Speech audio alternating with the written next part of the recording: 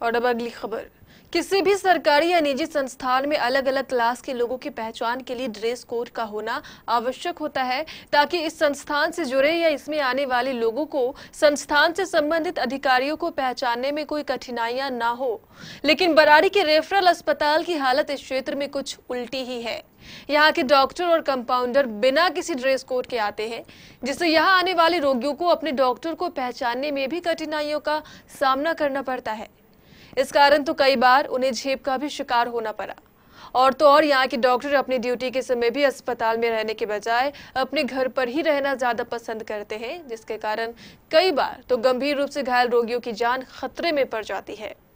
ऐसी ही घटना उस समय घटी जब आज 23 सितंबर की सुबह स्थानीय कोचिंग में पढ़ रहे एक छात्र की हालत अचानक खराब हो गई। तेजी के साथ उसकी हालत बिगड़ती जा रही थी।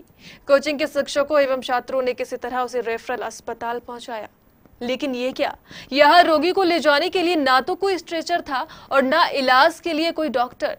शिक्षकों एवं छात्रों ने किसी तरह बीमार छात्रों को अस्पताल में पहुंचाया।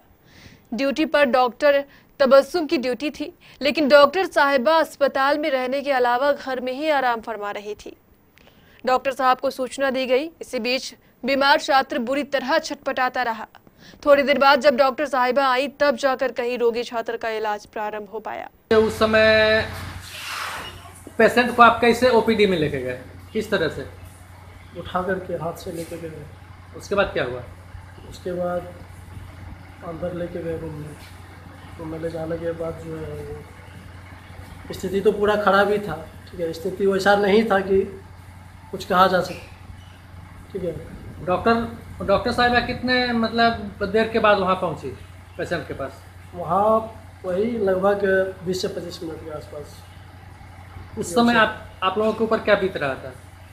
अब बीतेगा क्या, आप तो जान ही रहे हैं कि जब वो स्थिति होता है तो क्या होता है।